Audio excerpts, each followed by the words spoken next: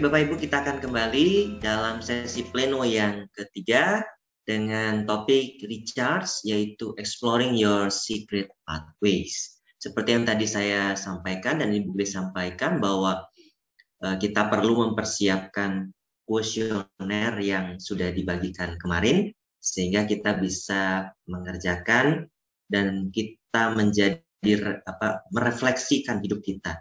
Kita itu lebih ke arah tipikal yang seperti apa, ya. Baik, saya serahkan kembali kepada Ibu Grace untuk kita lanjut dengan sesi pleno yang ketiga. Silakan Ibu Grace. Selamat ketemu lagi. Jadi sesi yang berikutnya ini adalah judulnya Exploring Your Secret Pathways. Jadi kita coba mengenali jalan-jalan kudus kita ya. Jadi nanti teman-teman akan lihat di sesinya ini berupa video, jadi sudah dibuat dalam bentuk video. Nah, nanti teman-teman akan mengisi ketika saya info kapan mesti mengisi. Jadi walaupun video, saya akan menghentikan videonya ketika waktu mengisi. Ya, setelah waktu mengisi, lalu dilanjutkan lagi. Seperti itu. Nanti kalau ada pertanyaan, seperti biasa bisa ditulis di kolom chat. Ya, teman-teman. Sesi mengenali jalan-jalan kudus. Sesi ini membahas bagaimana kita meresponi Tuhan dengan lebih maksimal sesuai kecenderungan kepribadian kita. Salah satu referensi utama dari sesi ini adalah dari buku Secret Pathways karangan Gary Thomas. Di buku ini, Gary Thomas menunjukkan bahwa setiap kita memiliki kecenderungan utama dalam meresponi Tuhan sesuai kepribadian. Dalam bidang psikologi, Carl Jung mengembangkan 4 profil untuk menggambarkan tabiat manusia yang kemudian dirumuskan lagi oleh Isabel Briggs Myers dalam tes Myers-Briggs atau MBTI yang populer sekali. Saudara pun mungkin mengetahui tes ini, di mana di dalam tipologi kepribadian ini kita mendekati realitas apakah sebagai seorang ekstrovert yang paling merasa kerasan dengan dunia sosial atau sebagai seorang introvert yang lebih suka berdiam di dalam dunia batinia. Lalu yang kedua, kita menangkap atau mendapatkan informasi sebagai seorang indrawi yang menggunakan kelima indera atau sebagai orang yang intuitif yang menggunakan intuisi dan imajinasi.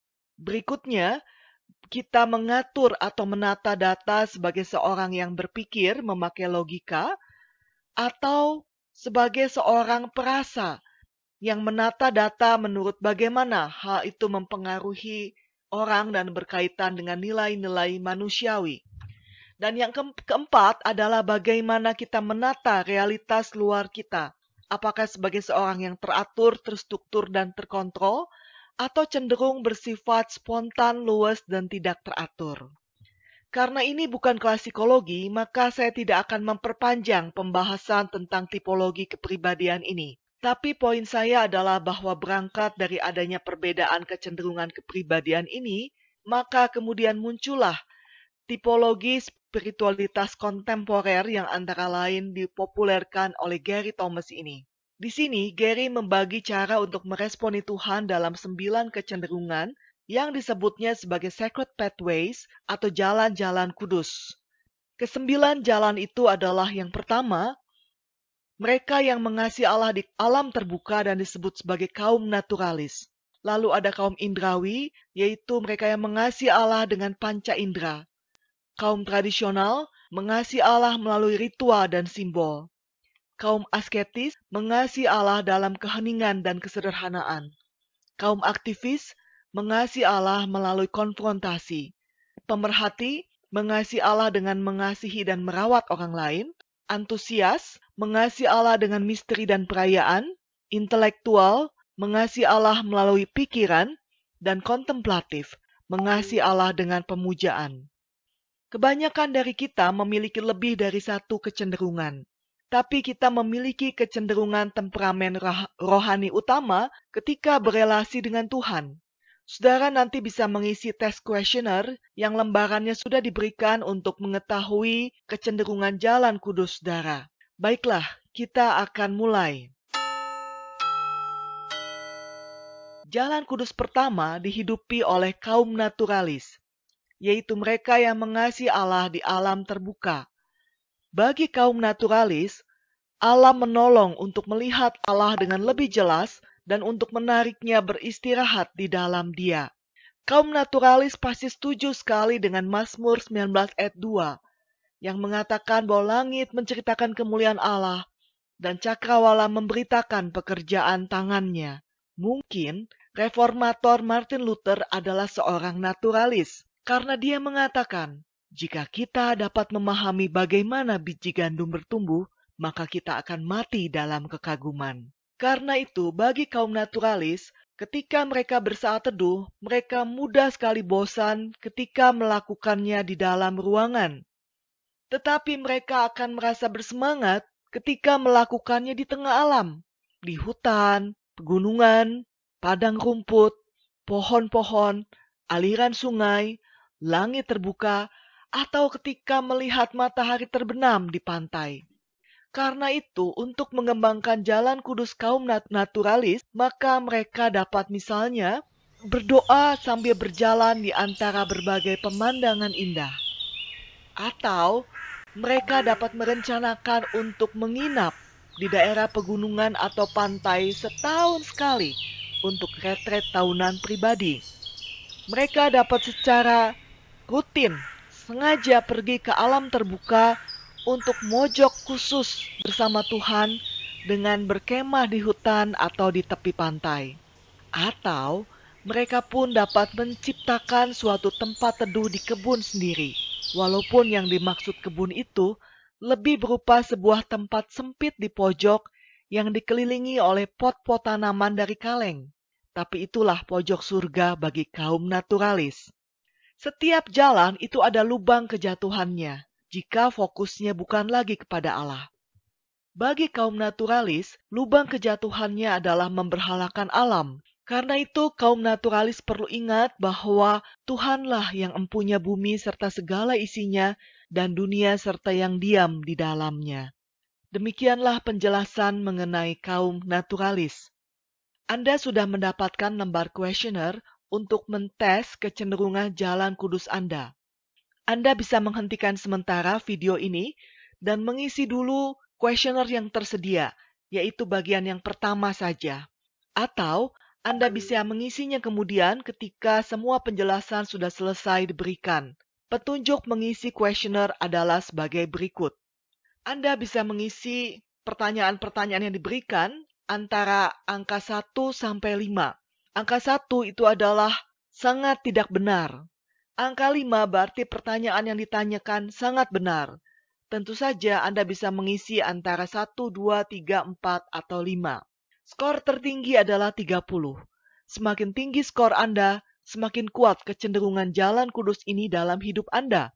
Skor 15 atau lebih menandakan kecenderungan Anda terhadap jalan atau tipe ini. Silahkan saudara mengisi tes.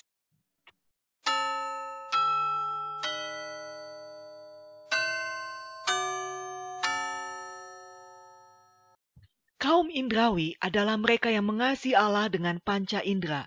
Bagi kaum indrawi, ibadah penyembahan adalah tentang melihat, mendengar, mengecap, menyentuh, dan merasakan kehadiran Allah. Karena itu, hal-hal yang dapat menolong kaum indrawi untuk berelasi dengan Tuhan secara lebih maksimal adalah musik, arsitektur, gambaran visual, atau wewangian. Contoh dari seseorang yang kuat sekali sebagai kaum indrawi adalah Henry Nouwen. Nouwen adalah seorang pastor, teolog, dan penulis yang sangat berpengaruh di area formasi spiritual. Saya pribadi sangat menyukai tulisan-tulisannya. Awalnya, Nouwen merupakan pengajar senior di Yale dan juga di Harvard University. Namun Tuhan kemudian menggunakan perasaan-perasaan yang muncul dari melihat lukisan yang berjudul The Return of the Prodigal Son, atau Kembalinya Anak Hilang, karya pelukis Rembrandt, dalam mengkonfirmasi panggilan Nouwen untuk melayani mereka yang tunagrahita di suatu lembaga yang bernama Lee Arch di daerah Toronto di Kanada. Nouwen menceritakan pengalamannya ketika ia melihat lukisan itu. Aku merasa begitu tertarik oleh keintiman antara dua figur ini. Warna merah yang hangat dari jubah pria itu warna kuning keemasan dari tunik anak laki-laki itu, dan sinar misterius yang menerangi keduanya. Tetapi di antara semuanya itu adalah tangan. Tangan sang ayah ketika menyentuh bahu anak itu yang menjangkauku di tempat yang tidak pernah dijangkau sebelumnya. Penglihatan memang mempengaruhi kita lebih dari indera yang lainnya. Sepertiga dari cerebral cortex yang merupakan bagian tertinggi dari otak dikhususkan untuk memproses gambaran visual. Karena itu, apa yang dilihat dapat mempengaruhi kehendak kita yang akan berpengaruh pada bagaimana kita menghidupi iman kita. Itulah sebabnya kita juga akan belajar tentang berdoa dengan warna, di mana cara berdoa dengan menggambar ini akan terutama menolong mereka yang meresponi Tuhan secara visual. Penjelasan mengenai berdoa dengan warna ini ada di sesi lainnya. Kaum indrawi tidak semua kuat di area visual. Ada juga yang kuatnya di area auditori, sehingga nada suara jadi yang terutama. Mereka yang cenderung auditori akan dapat lebih hidup ketika mendengar musik yang spesial. Mereka juga mungkin akan mengingat bait-bait suatu lagu lama setelah mereka melupakan isi khotbah yang disampaikan di hari yang sama. Lalu satu jenis indera yang kerap terabaikan adalah indera penciuman. 2 orang dokter pemendang Nobel di area kedokteran mengatakan bahwa otak yang bekerja lewat hidung dapat membedakan dan mengingat 10.000 bau yang berbeda. Otak menghubungkan suatu bau tertentu dengan pengalaman positif atau negatif. Kalau kita lihat di Keluaran 25 ayat 6, Allah memerintahkan penggunaan wangi-wangian. Mengapa demikian? Sebab bebauan yang telah dikenali dapat mengingatkan pemercaya akan momen ketika ibadah telah menjadi begitu kaya. Setelah beberapa waktu, bebauan itu dapat mengkondisikan pemercaya untuk secara sadar memasuki hadirat Allah. Secara fisik, pikiran kita dipertajam dan diubah dengan adanya wangi-wangian itu. Alkitab juga mencatat wangi-wangian sebagai lambang dari naiknya doa. Dan kalau kita ingat, salah satu persembahan berharga dari orang Majus bagi bayi Yesus adalah kemenyan, wangi-wangian. Pertanyaannya sekarang, kalau wangi-wangian begitu berpengaruh dalam ibadah dan penyembahan kepada Tuhan, kenapa di gereja Kristen sekarang, terutama di gereja Protestan, wangi-wangian tidak terlalu lagi digunakan atau ditekankan? Jawabannya adalah karena pengaruh sejarah, di mana terjadi penyalahgunaan wangi-wangian. Pada 3 abad pertama gereja, orang Kristen enggan untuk menggunakan wangi-wangian lagi, karena wangi-wangian itu digunakan untuk menyembah Kaisar Roma. Bahkan mereka yang tidak mau ikut menyembah Kaisar itu akan dihukum mati. Jadi orang Kristen tidak mau menggunakan wangi-wangian karena fokus mereka adalah menyembah Kristus. Dalam keseharian, orang sudah menggunakan kekuatan wangi-wangian dalam dunia marketing. Contohnya, ketika kita melewati kedai roti yang mengeluarkan wangi roti hangat, walaupun mungkin itu hanya parfum. Tapi akibatnya orang yang lewat karena mencium bau yang begitu wangi, akhirnya ingin membeli roti tersebut. Atau saya pernah pergi ke restoran tertentu dan ketika masuk, saya mencium wangi bunga lavender yang enak sekali. Sehingga ketika ingat pengalaman makan yang unik, saya ingat restoran tersebut karena ada wangi bunga lavender di situ. Atau mungkin, para pebisnis bisa membuat jam waker yang ketika alarmnya bunyi, yang keluar bukan suara berdering, tapi aroma kopi panas dan roti hangat. Dengan demikian, saudara, kita pun sebetulnya bisa menggunakan wangi-wangian, terutama untuk memperkaya ibadah penyembahan kita kepada Tuhan. Yang berikutnya adalah sentuhan. Sentuhan dapat membantu pemercaya agar bisa ingat untuk terkoneksi dengan Tuhan. Ada orang yang senang sekali membawa salib kayu kecilnya kemana-mana, sebab bagi dia, ketika dia memegang salib kayu kecil itu, maka itu mengingatkannya untuk berdoa dan terkoneksi dengan Tuhan bahkan ketika ia sedang di tengah-tengah melakukan pekerjaannya. Jadi bagi orang-orang tertentu, alat bantu yang bisa disentuh itu akan menolong sekali untuk menjadikan kehidupan rohaninya menjadi lebih hidup dan kaya. Sekarang mari kita lihat lubang kejatuhan dari kaum Indrawi. Setidaknya ada 3, yaitu yang pertama, menyembah tanpa keyakinan, khususnya jika emosi sudah membumbung tinggi. Lalu yang kedua itu adalah memberhalakan keindahan, di mana fokusnya bukan lagi pada Tuhan, tapi pada pengalaman keindahan yang dialami. Dan yang ketiga itu adalah meninggikan bentuk-bentuk ibadah, sehingga fokusnya bukan lagi pada Tuhan, tapi pada alat bantu ibadah yang merangsang indrawi. Kalau alat bantu itu tidak ada, maka kemudian tidak lagi melakukan penyembahan kepada Tuhan. Sekarang silahkan saudara tes, apakah saudara punya kecenderungan sebagai kaum indrawi?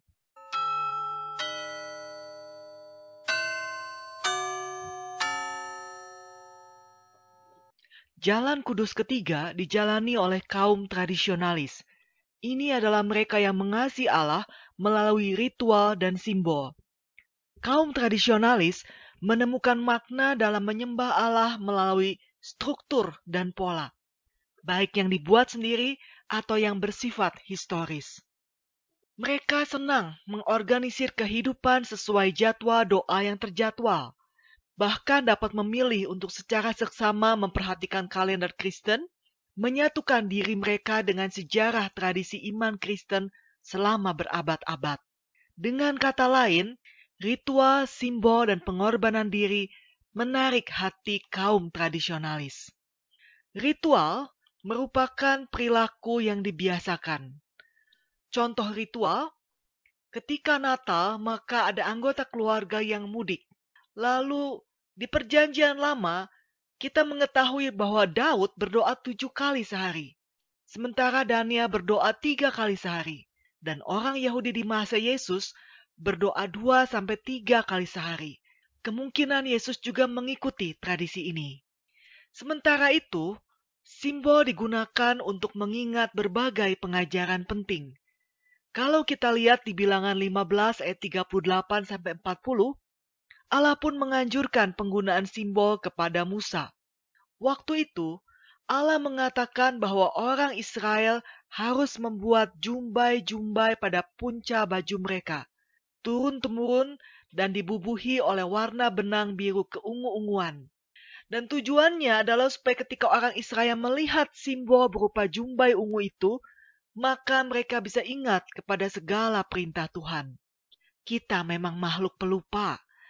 Menurut penelitian dari seorang psikolog yang melakukan penelitian tentang waktu dan memori, kita cenderung melupakan 70-80% materi yang sudah dipelajari hanya setelah 24-48 jam.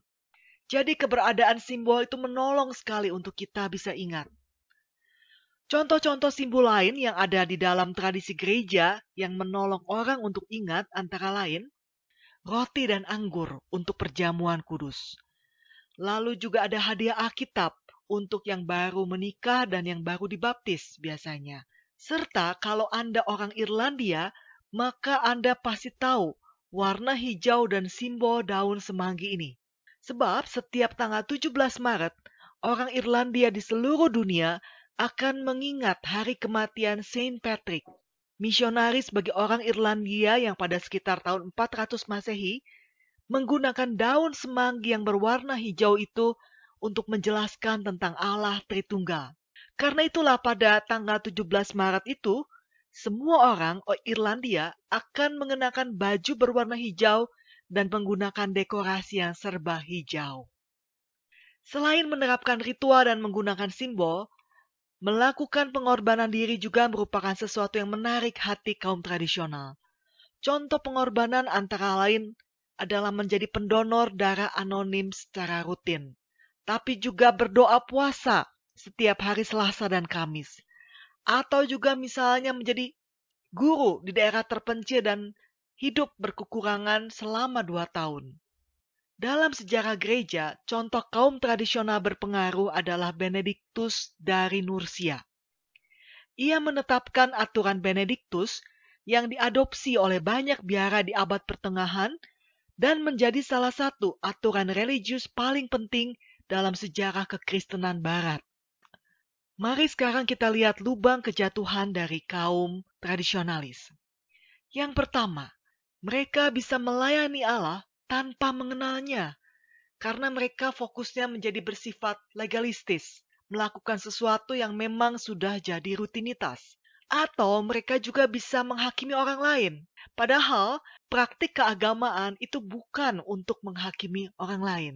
Dan mereka bisa mengulang-ulang secara mekanistis tanpa hati lagi karena sesuatu itu sudah jadi kebiasaan. Coba sekarang saudara tes, apakah saudara kaum tradisionalis?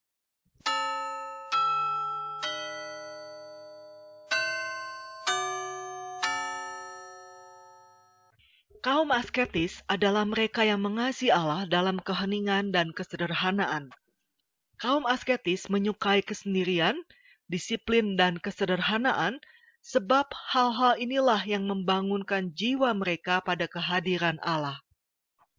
Bagi mereka, lingkungan terbaik untuk ibadah pribadi adalah tempat tenang dengan lingkungan yang tertata. 3 dunia kaum asketis adalah kesendirian, kesederhanaan, dan kekakuan.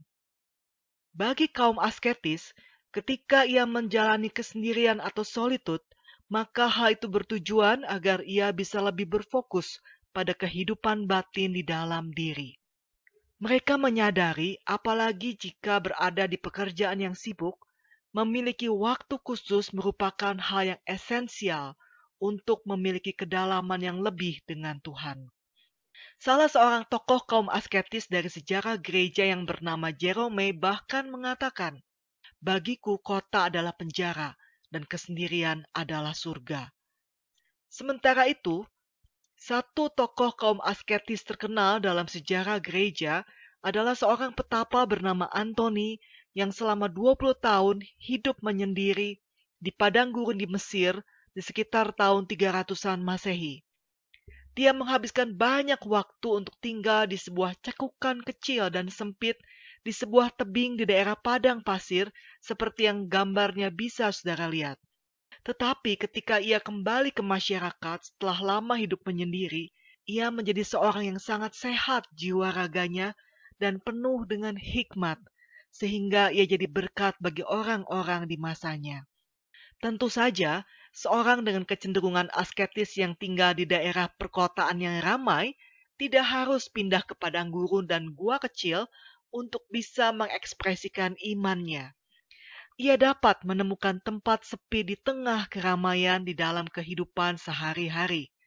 Tempat sepi itu terutama berakar dari hati yang tentram karena sadar akan kehadiran Allah Bapa bersamanya. Salah satu contoh lain yang menarik dari sejarah gereja adalah Susana Wesley.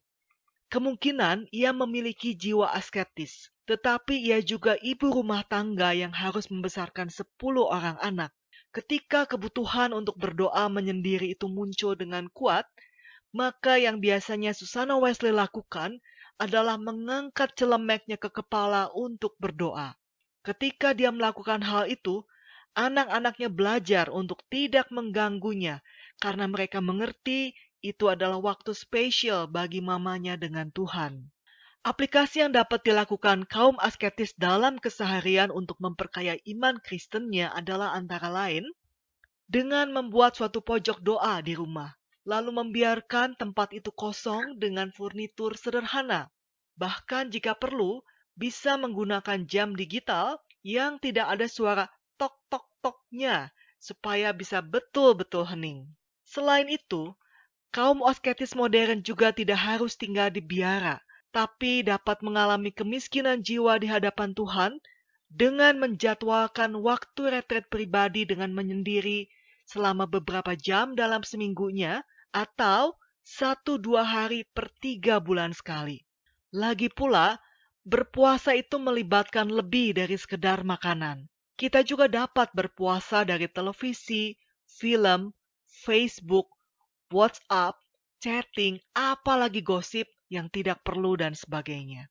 Salah satu contoh tokoh dari sejarah gereja yang sangat menikmati puasa adalah Fransiskus dari Assisi.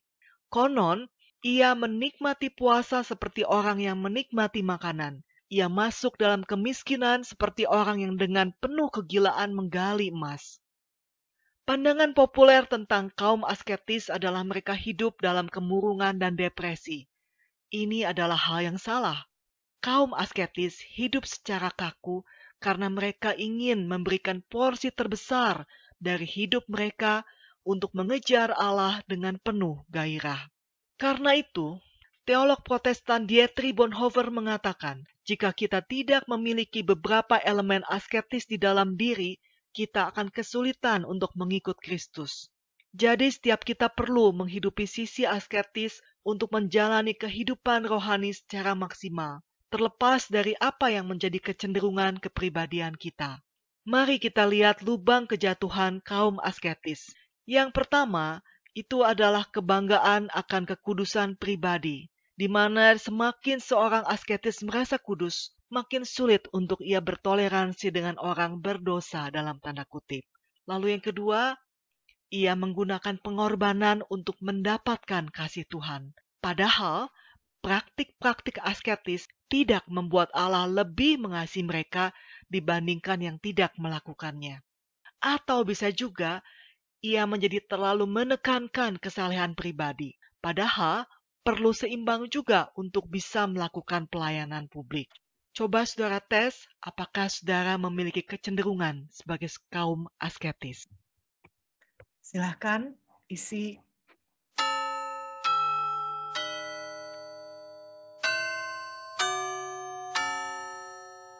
Kaum aktivis menjumpai Allah dalam konteks konfrontasi. Mereka ingin terlibat dalam pertempuran Allah. Tuhan menjadi nyata bagi mereka ketika mereka sedang memperjuangkan keadilan atau bekerja di garis depan untuk membangun kerajaan Allah. Dengan kata lain, kaum aktivis dipanggil untuk bersedia menantang dan menjawab musuh kebenaran. Salah satu kaum aktivis yang menjadi berkat bagi dunia adalah Francis Schaeffer, seorang teolog tapi juga aktivis yang bersama istrinya mendirikan komunitas Le Abri di Swiss.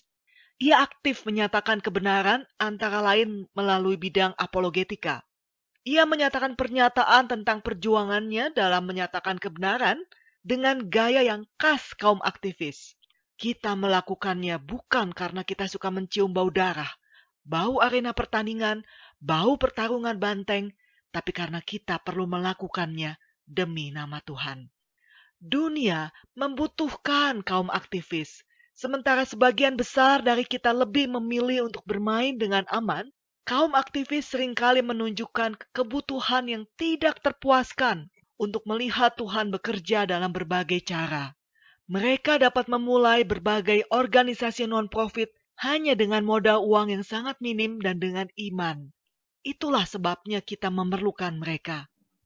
Kaum aktivis biasanya terdorong untuk bergerak dalam area-area yang berhubungan dengan ketidakadilan, dengan diskriminasi, intoleransi, pelanggaran hak asasi manusia, dan kemiskinan. Saya dulu pernah mendapatkan pesan WA untuk berdoa bagi pendeta Sugianto dari Gereja Kristen Sumatera bagian selatan yang dihukum penjara karena membela petani yang lahannya dirampas perusahaan perkebunan. Saya kurang paham duduk masalahnya, tapi dalam konteks materi ini, saya kira pendeta Sugianto ini adalah seorang aktivis juga. Seorang mahasiswa S1 di STTB yang bercita-cita menjadi gembala, tapi juga memiliki jiwa aktivis, mengatakan bahwa ia tertarik sekali untuk membaca buku-buku yang membahas seputar perjuangan sosial politik orang Kristen di Indonesia. Tapi ia mengeluh sebab di gerejanya, ia dianggap sebagai seorang yang kurang rohani, karena fokusnya adalah kepada hal-hal yang semacam ini. Tentu saja, kaum aktivis pun memiliki lubang kejatuhan, antara lain, menghakimi orang lain, yaitu menganggap mereka yang tidak bertindak seperti dirinya sebagai yang kerohaniannya palsu. Lalu juga ambisi dan kejatuhan seksual. Biasanya, kualitas ambisi yang menolong untuk sukses dari seorang aktivis juga dapat menggodanya untuk gagal khususnya di area seksual ini. Selain itu, kaum aktivis juga kadang kurang menekankan kekudusan pribadi, padahal tindakan sosial tidak dapat menggantikan kekudusan pribadi. Silahkan saudara tes, apakah saudara cenderung sebagai kaum aktivis? Ya, silahkan. Apakah Anda terutama mengasihi Allah melalui tindakan nomor 5?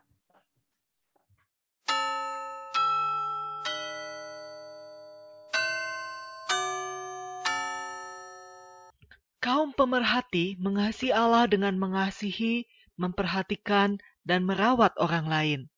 Mereka menyediakan perawatan atau memenuhi kebutuhan orang-orang dalam nama Yesus. Hal itu memberi mereka energi rohani dan mendorong mereka untuk lebih dekat dengan Tuhan. Bagi kaum pemerhati, Yakobus 1 ayat 27 itu sangat sesuai dengan kecenderungan jiwanya. Ayat itu mengatakan, ibadah yang murni dan yang tak bercacat di hadapan Allah, Bapa kita, ialah mengunjungi yatim piatu dan janda-janda dalam kesusahan mereka, dan menjaga supaya dirinya sendiri tidak dicemarkan oleh dunia. Contoh dari seorang tokoh pemerhati di Alkitab adalah Mordekai. Mordekai membesarkan Ester setelah Ester menjadi yatim piatu.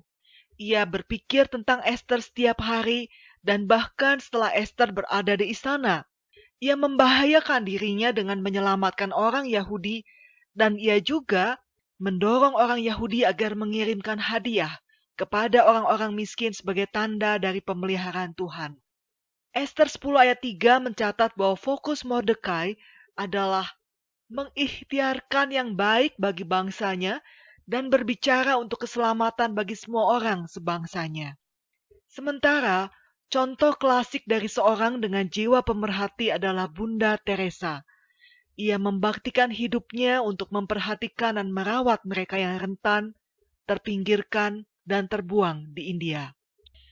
Contoh aplikasi keseharian kaum pemerhati antara lain adalah membacakan buku bagi mereka yang tunanetra, menyediakan telinga untuk mendengar mereka yang bermasalah, menemani seseorang melalui krisis pribadi, setia melakukan mentoring bagi remaja bermasalah, menghibur mereka yang sakit dengan secara rutin memasak bagi mereka, atau mengunjungi napi di penjara. Walaupun mereka begitu luar biasa, tetapi kaum pemerhati pun mempunyai lubang kejatuhan, yaitu menghakimi orang lain yang dianggap terlalu berfokus pada hal-hal surgawi, sehingga mereka pun dapat terjebak menjadi Marta.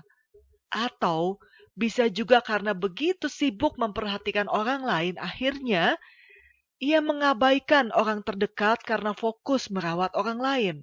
Karena itu, jika Anda adalah seorang berjiwa pemerhati dan ayah muda, akan baik sekali kalau bisa belajar mengubah dunia dengan pertama-tama mengganti popok bayi Anda terlebih dahulu. Baiklah, silahkan tes apakah saudara termasuk kaum pemerhati.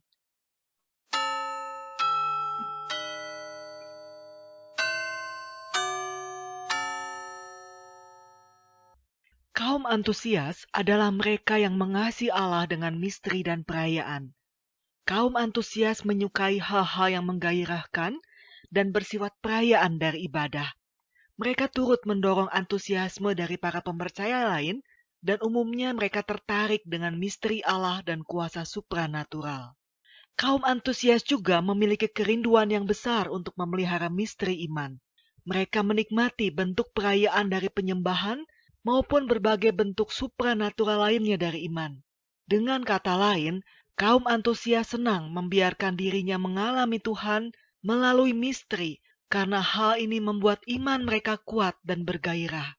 Contoh aplikasi misteri iman melalui penantian, menghidupkan waktu doa yang berkepanjangan, memulai percakapan dengan orang asing sambil berharap dapat memberitakan Injil, atau melangkah dengan iman di tengah situasi yang asing.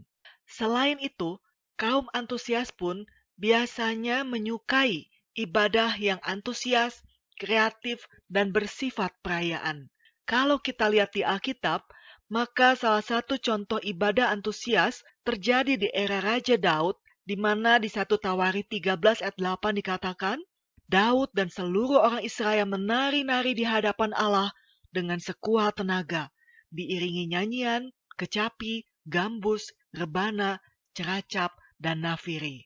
Lubang kejatuhan kaum antusias itu antara lain menyamakan ibadah yang baik dengan perasaan yang baik, mencari pengalaman demi pengalaman itu sendiri, menganggap pengajaran Alkitab lebih inferior dibandingkan pengalaman rohaninya, misalnya dibanding berbagai wujud misterius dari iman. Silakan dites apakah saudara kaum antusias.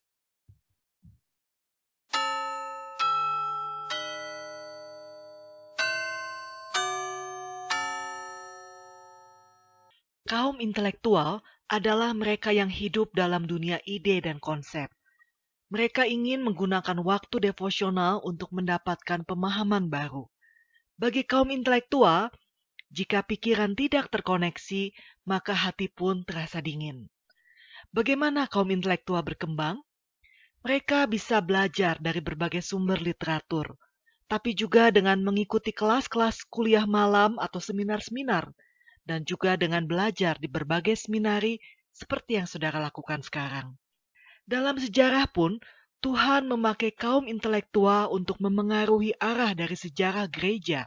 Beberapa tokoh dari kaum intelektual, misalnya Agustinus dari Hippo.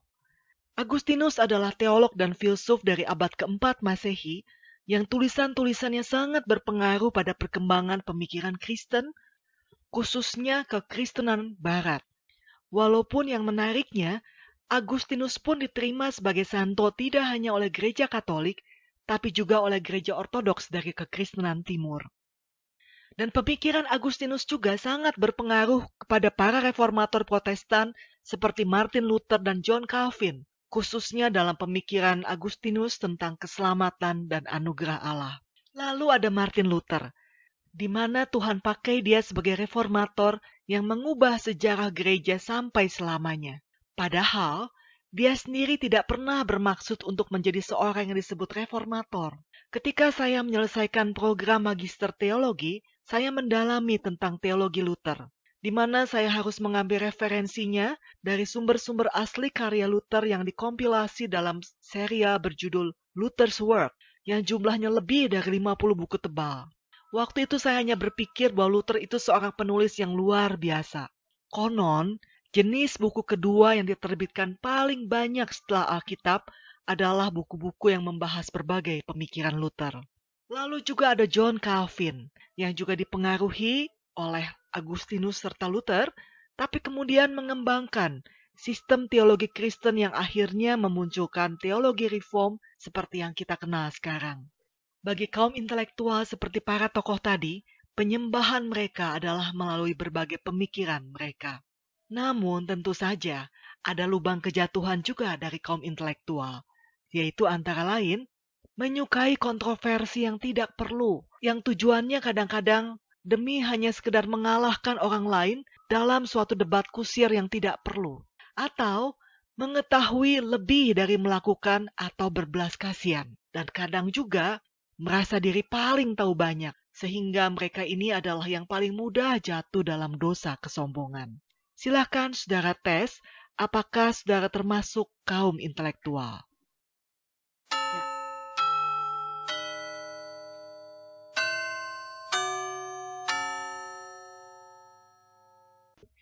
Kaum kontemplatif adalah mereka yang mengasihi Allah dengan pemujaan. Dengan demikian, kaum kontemplatif mengalami Allah sebagai seorang kekasih.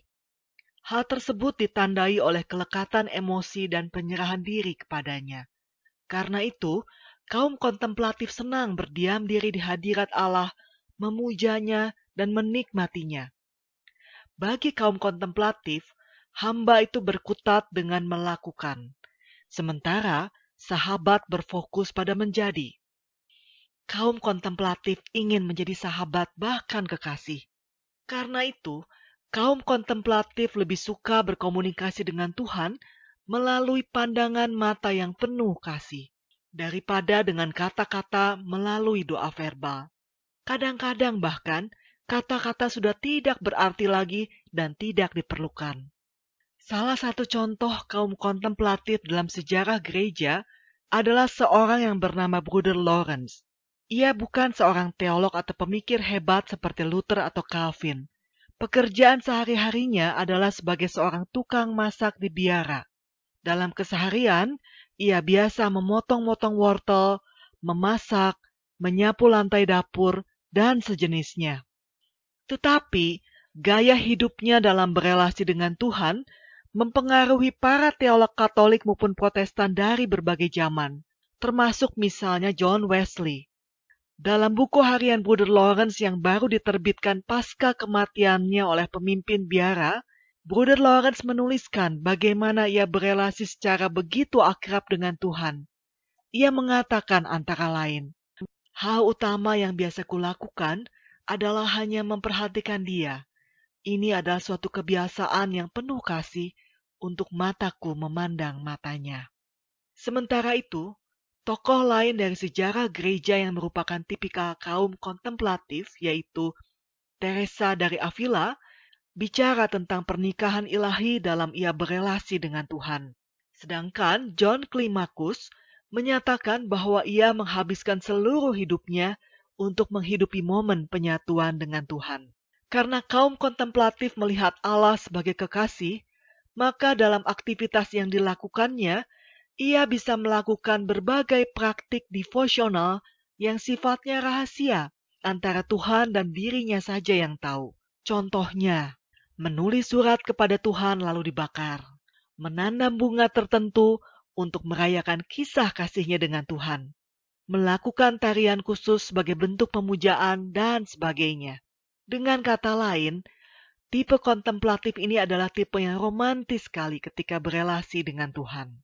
Kaum kontemplatif pun sering mendapatkan manfaat dari menulis jurnal karena melalui aktivitas itulah mereka dapat menjelajahi ruang-ruang hati mereka dalam berelasi dengan Tuhan maupun dengan dirinya sendiri. Sementara itu, lubang kejatuhan kaum kontemplatif antara lain, kehilangan keseimbangan dan jadi antisosial. Tidak lagi memperdulikan pengajaran firman karena fokusnya adalah terserap di dalam Tuhan. Atau kecanduan pengalaman rohani, di mana ia menjadi rakus secara rohani dan hanya mengejar perasaan, bukan lagi Allahnya. Silahkan saudara tes apakah saudara adalah kaum kontemplatif. Bagian terakhir ini. Setelah selesai, hitunglah skor Anda lalu urutkan berdasarkan yang skornya paling tinggi sampai paling rendah. 2 skor tertinggi merupakan kecenderungan jalan-jalan kudus Anda. Teman-teman, lalu dimasukkan di bagian rekapitulasinya ya, untuk melihat skornya mana yang dua. Coba lihat mana yang 2 yang paling tinggi. 2 skor saya yang paling atas adalah kontemplatif dan intelektual. Bagaimana dengan Anda? Pertanyaan yang sering saya dapatkan antara lain, apakah jalan-jalan kudus ini bisa berubah dalam diri seseorang? Menurut saya, hal ini cenderung menetap seperti halnya kepribadian kita. Tetapi kita dapat mencoba berbagai cara untuk berelasi dengan Tuhan yang bukan kecenderungan kita untuk memperkaya dan memperdalam pengenalan kita akan Tuhan dan diri. Pertanyaan reflektif penting yang perlu diperhatikan jika jiwa kita dianalogikan sebagai kebun bunga. Apakah saya sudah merawat kebun bunga jiwa saya dengan baik? Untuk itu, kita perlu meluangkan waktu untuk mengevaluasi kehidupan ibadah pribadi. Apa yang membuat kita bergairah, bosan, merasa terbebani, atau justru merasa sangat terberkati sehingga mudah menjadi berkat bagi orang lain. Jika kita tahu apa yang jadi kecenderungan diri kita, kita pun tidak akan mudah menghakimi mereka yang berbeda dari kita, atau merasa terintimidasi karena kita berbeda dari orang lain. Demikianlah sesi mengenali jalan-jalan kudus ini. Semoga Anda bisa lebih tercerahkan dan terberkati. Terima kasih. Ya, teman-teman, kalau kita mengetahui jalan kudus kita, ini akan menolong kalau kita juga bisa tahu jalan-jalan kudus dari murid-murid kita, dari komunitas kita yang terutama kita muridkan gitu ya. Supaya kita bisa membuat misalnya nih, kalau ternyata ada murid-murid yang jalan kudusnya terutama natural.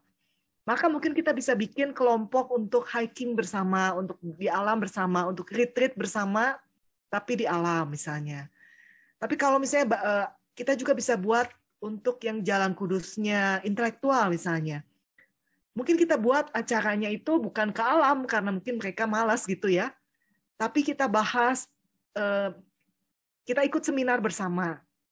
Kita bahas isu-isu yang sulit bersama misalnya, bahas buku bersama. Atau mungkin ada yang murid-murid kita yang jalan kudusnya asketis misalnya. Maka kita bikin acara retreat bersama yang silent retreat bersama misalnya. Jadi kita bisa mengakomodir, atau kalau untuk antusias nih ya, kita bikin acara ibadah yang penuh dengan antusiasme, yang penuh dengan celebration. Jadi maksudnya, selain kita mengenal jalan-jalan kudus kita, akan baik kalau kita mengenal jalan-jalan kudus dari orang-orang di rumah kita misalnya, atau dari orang-orang di kelompok kita. Lalu kita bisa bersama-sama mengakomodir mereka supaya mereka pun bisa lebih maksimal di depan Tuhan. Seperti itu, dan kita juga bisa mencoba. Jadi walaupun misalnya nih, jalan kudus saya kontemplatif intelektual ya, saya jalan kudusnya kalau tradisionalis kayaknya enggak banget deh. Tapi untuk memperkaya kerohanian saya bisa mencoba sengaja mengikuti jalan-jalan kudus yang bukan saya sekali-sekali untuk memperkaya gitu. Jadi bukan berarti kalau kita jalan kudusnya itu kita tidak mencoba yang lain. Tapi kalau kita tahu itu jalan kudus kita, itu bisa kita pakai untuk memaksimalkan koneksi kita dengan Tuhan. Mungkin dari saya itu, kalau misalnya masih ada waktu sampai 11.30, mungkin ada pertanyaan atau komentar, boleh juga Pak Ferry. Ya, saya rasa tadi ada pertanyaan di sesi yang pertama dari Pak Hansel ya, dari Bapak Hansel mengatakan bahwa kalau kita healingnya atau untuk menghilangkan stres itu dengan jalan-jalan katanya. Apakah itu oke atau tidak? Saya rasa sudah terjawab dengan sesi kita ya di sesi yang pleno ketiga ini. Jadi dipersilahkan saja Bapak Hansel, kalau memang jalan kudusnya adalah tadi ya naturalis ya silahkan, mangga jalan-jalan. Tapi kalau enggak ya jangan dipaksakan untuk jalan-jalan ke alam kalau memang bukan jalan kudusnya naturalis. Baik. Mungkin Ibu Grace bisa menjawab ada beberapa pertanyaan di sesi pertama, begitu ya. Saya coba. Ini adalah begini. Izin bertanya dari Ibu Yusnalia. Bu, bagaimana menata atau menghiasi ruang hati dengan cara yang lebih sederhana, praktis, dan efektif sesuai firman Tuhan? Ibu Yusnalia. Bagaimana menata ruang hati yang efektif sesuai firman Tuhan? Ya, sederhana katanya. Ya, pertama kita perlu mengenali cara utama kita dalam meresponi Tuhan seperti apa gitu ya. Kan tadi kita udah belajar tentang sacred pathways. Jadi kalau walaupun sacred pathways kita naturalis misalnya, tetap kita kembali kepada firman Tuhan. Karena spiritualitas kita itu dibentuk oleh kebenaran firman. Jadi kita bisa terkoneksi dengan Tuhan, tapi dengan cara yang paling cocok bagi kita. Walau tentu kembali kepada kebenaran firman. Jadi inti dari spiritualitas Kristen itu adalah rekoneksi dengan Tuhan, dengan diri, dengan sesama. Jadi cara menata hati yang terutama itu adalah kalau kita terkoneksi dengan Tuhan, dengan diri dan sesama, dengan berdasarkan kebenaran firman. Nah, tapi caranya itu bisa dipengaruhi oleh tradisi, bisa dipengaruhi oleh kepribadian, seperti yang tadi kita bahas ya. Dan kita perlu berproses mengeksplorasi untuk menemukan mana yang paling sesuai dengan kita. Mungkin seperti itu. ini ada pertanyaan yang masuk ke direct message saya. Kalau ada skor kembar dari yang tadi itu gimana? Kalau ada skor kembar ya nggak apa-apa. Misalnya antusias dengan kontemplatif misalnya ya nggak masalah sih, kita lihat. Jadi itu berarti adalah yang mungkin kita itu gitu. Atau itu kan sebenarnya pertanyaannya hanya 6 pertanyaan ya. Itu hanya termin yang samar-samar. Untuk bisa mengetahui dengan lebih jelas, ya kita coba praktek dan lihat mana yang paling cocok dengan kita. Jadi Jalan Kudus ini hanya cermin samar-samar untuk kita bisa lebih melihat diri kita, mengenali diri kita. Jadi kita coba aja praktek mana yang sebetulnya paling cocok dengan kita. Gitu. Mungkin seperti itu Pak Ferry. Baik, terima kasih untuk penjelasannya Ibu Grace.